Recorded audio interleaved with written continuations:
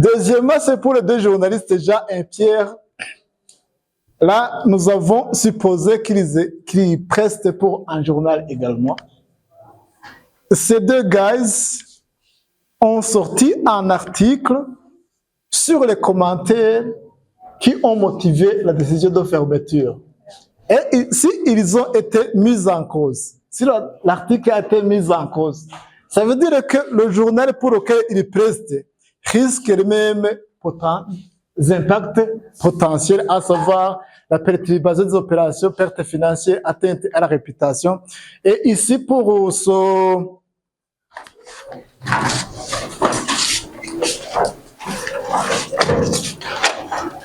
Et pour ces deux journalistes, on s'est contenté de faire l'origine pour des sanctions, peut-être pour ils n'ont pas exploité les sources ouvertes avec prudence.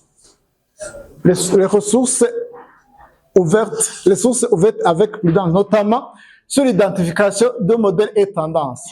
La vérification des faits, il ne faut jamais tenir pour ouvrir toutes les sources ouvertes. Ça veut dire qu'il faut y aller avec prudence. Donc la vérification s'impose. Et la contextualisation également des faits de ces commentaires. Nitwa Akimana Sandrine, nkaba ndi umumenyeshamakuru muri agence burundaise de presse ariyo bita ABP. Tuba tumaze iminsi 3 muri kino kigo ca Ndongozi tubenefisia information sur la sécurité numérique. Hanyuma turaryohewe cyane kuko twasanze hari ibintu bimwe bimwe nk'abamenyeshamakuru tugenda duhura nabyo. Muri ibyo hari ibyitwa ngo risque et menace, hari ibyitwa ngo risque et menace. Twage tubona byinshi rero usanga umumenyeshamakuru ari confronté au milieu du travail. Muri ico gihe umuformateri wacu yagerageje kutwereka ukungene twokwirinda canke twova mu izo ngorane usanga duhura nazo iminsi yose iyo turi ku kazi ka misi yose. Ibyo ngiye gukora ni ugushira mu ngiro zimwe mu ma outil technique wagiye aratwigisha yagira atwereka kugira icambere nirinde yuko kugwa mu izo ngorane, na cane cane bimwe muri ivyo yatubwiye ko harimo kugira mode passe mu ma materiel nkoresha misi yose iyo ndi mu kazi ka misi yose. Hanyuma muri ivyo byose nkibuka no gusovegarda mu gihe bimwe bavyize kugira ngo document zanje zishobore kuzirekipera. Je nitwa Moyize Nkurunziza, nkorera ikinyamakuru Bafonovo i Burundi. Tumaze iminsi 3 hano mu nyigisho zatunganijwe n'ishirahamwe Charité Sans Frontières ifashijwe hamwe n'ubushikiranganji bujejwe byo kumenyesha amakuru. Inyigisho zidasanzwe ku bamenyesha amakuru n'abahinga. Inyigisho z'ukuntu abamenyesha amakuru boshobora guhangana n'intambamyi canke ibitero bica ku buhinga bwa none. Hama ku mazina ni Nadege Zerimana, umumenyesha amakuru wa USA Burundi. Ndi umwe mu bahejeje kuronka inyigisho zatunganijwe n'ishirahamwe CSF Charité Sans Frontières ifadikanije na AFM bafashwe mu mugongo na OIF. Inyigisho twahawe zari zijanye n'ibijanye n'umutekano w'ubuhinga bwa none, formation sur la sécurité numérique, aho twize ibintu byinshi bitandukanye uko twokingira ibikoresho byacu kugira ngo ama information turonka ashobore kuguma ari sécurisé umwanya wari wose ntashobora kugira ikibazo. Twarize ibintu byinshi bitandukanye muri iyo formation. Iyo formation yamaze iminsi 3, yari yerekeye abamenyesha amakuru ngaha mu Burundi hamwe n'abainformaticiens. Mu byo rero nahakuye byinshi cyane.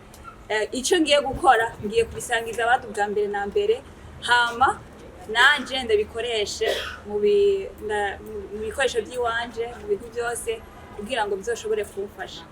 Norangiza shimira Charité Sans Frontières iri kumwe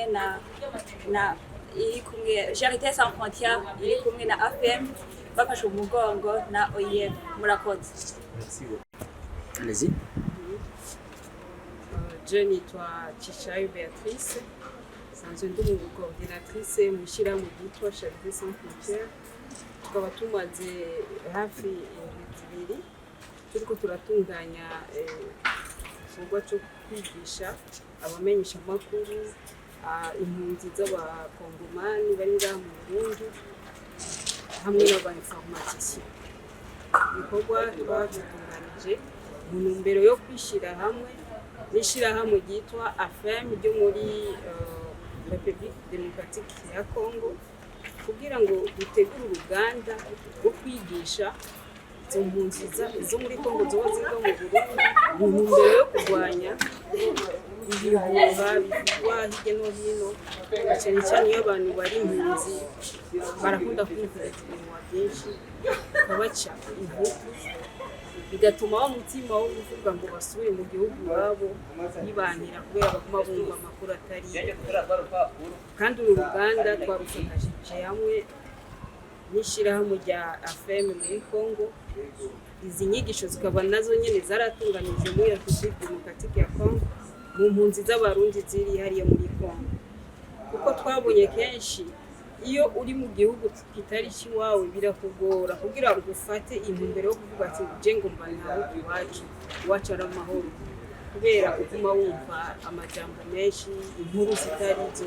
Nicyo gituma twishize hamwe kugira ngo twigishe cyane cyane abarundi bari muri Congo, abakongomani bari ngaha mu Burundi bafate uwo mwanzuro wo kuvuga ngo batahuke, na cyane cyane kwigisha abamenyeshamakuru ku nkuru bazora bategura bagatanga, kuko kenshi turabona yuko hirya no hino havugwa inkuru nyinshi kandi zitari zo, ugasanga abenegihugu bariko barajuragirika ntibazi icyo bafata icyo bareka, bimwe bigatuma haba n'umutekano muke hagati y'abenegihugu.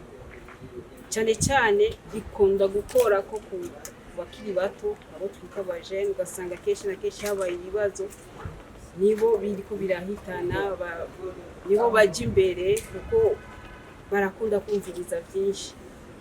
Hama tugashimira cyane ingene babyifashemo, ni ukuri barakurikiranye zino nyigisho mu nyungu nyinshi, kuko baratwemereye kandi baratahuye neza ko inkuru si ugupfa kuyisamira mu kirere, ni kubanza kwanza bakayituhuza bakamenya iyo nkuru ko ariyo canke bakamenya niyo yaje izanana kugira bashobore yihanahana canke ngo bayemeze ko ariyo canke atari.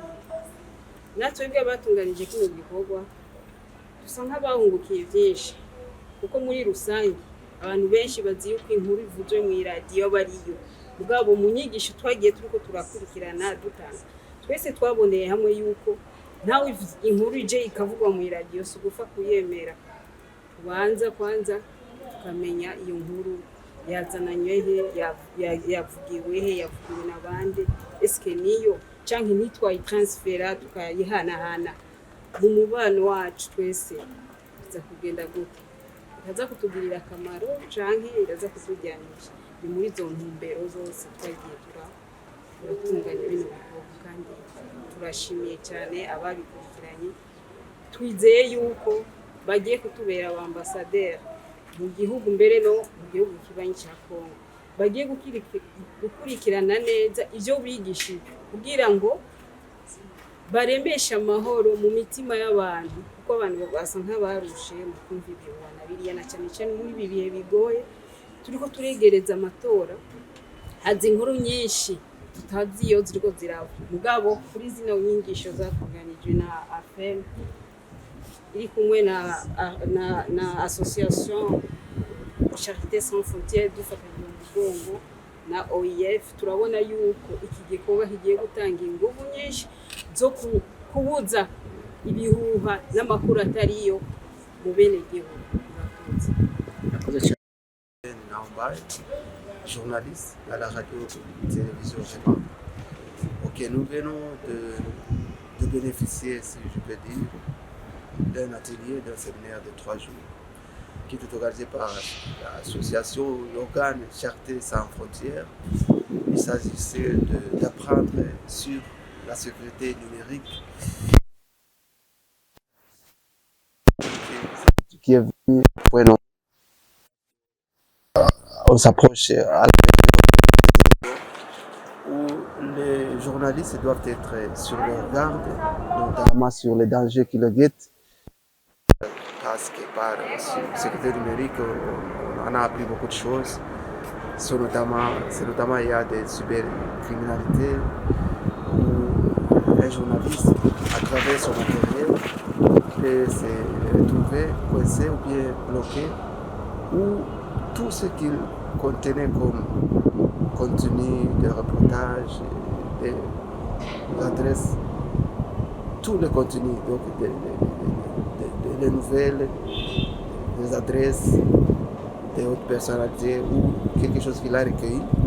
Alors, on nous a appris beaucoup de choses. Être sur égal, c'est un rapport aussi avec la gestion des mots de passe.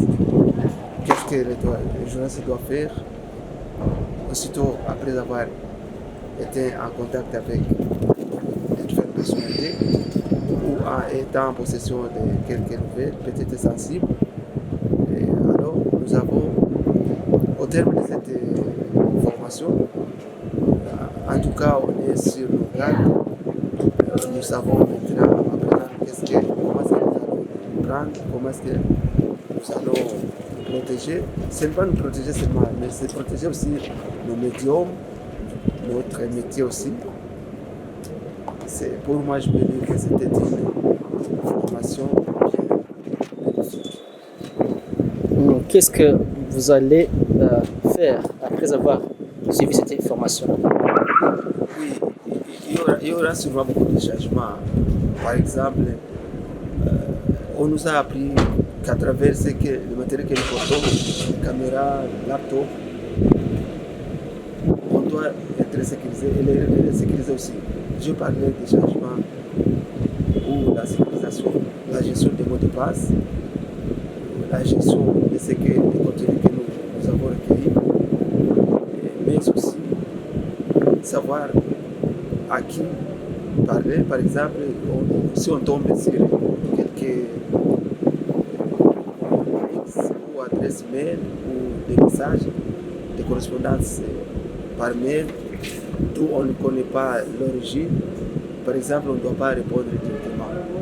Alors, nous avons suffisamment eu des formations. À présent, nous sommes à mesure de savoir comment se protéger, comment protéger notre métier, comment protéger aussi ce que nous avons recueilli comme information, comme actualité. Merci. Mutama ndakuramukije cyane. Amaro cyane y'Imana. Ego kumbure